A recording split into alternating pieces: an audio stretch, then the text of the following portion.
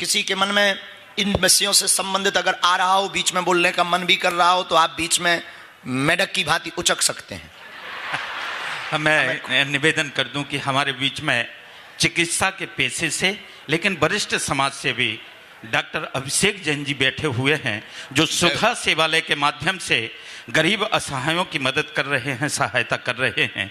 उनके मन में कुछ प्रश्न हैं, हम ऐसे समाज सेवी का। अच्छा, आप लोग जो सामने बैठे हैं, आप लोगों को आनंद आ रहा है ना? तो हिंदू राष्ट्र ऐसा ही बनना चाहिए, ऐसे में दिक्कत तो नहीं है? तुम बनवाना चाहते हो तो क्यों इतना चुप बैठे हो?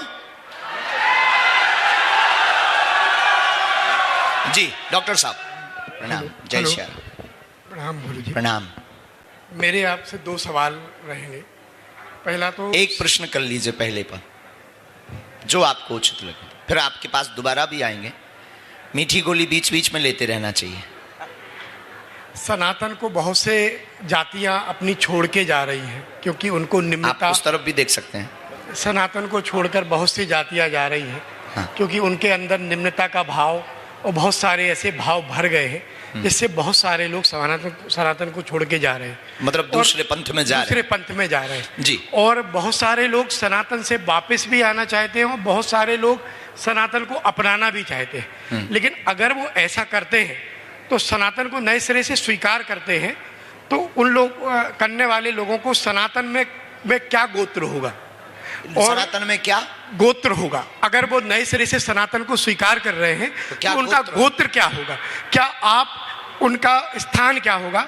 क्या आप अन्य पूर्व ऋषियों के भांति अपने लिए उनके लिए नए गोत्र की स्थापना करेंगे, जिससे भविष्य में उनके पुत्र पुत्रियों का विवाह व संस्कार में कोई समस्याओं का सामना न करना पड़े? बहुत सुंदर प्रश्न, बहुत गजब प्रश्न। और यही हो गया पूरा? तो उसमें हम क्या कर सकते हैं?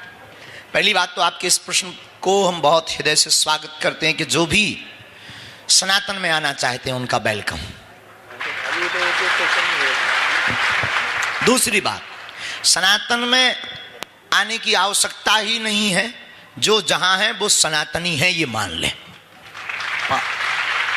तीसरी बात, सनातन व्यापक है, और अगर वो वापस आते हैं तो आपने कहा कि उनकी रोटी बेटी का क्या होगा?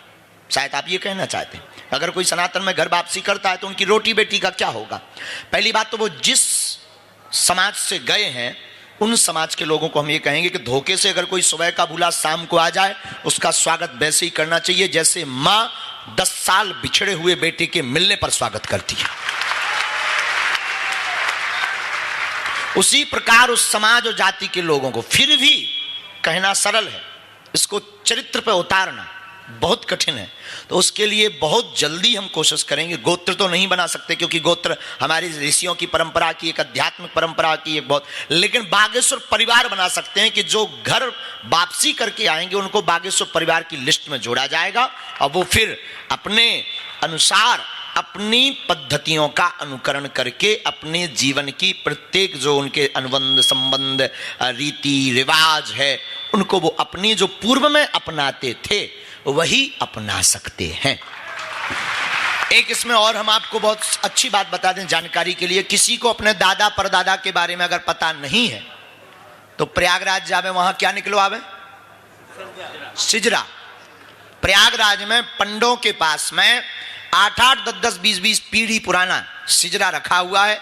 किसी को गोत्र पता ना हो, दादाओं का नाम पता ना हो, बीच में कुछ अलग नाम लिख गया हो, पहले कुछ और था, तो वो लोग अपना सिजरा निकलवा सकते हैं, जिसमें उनका पता लग जाएगा कि वो कौन है।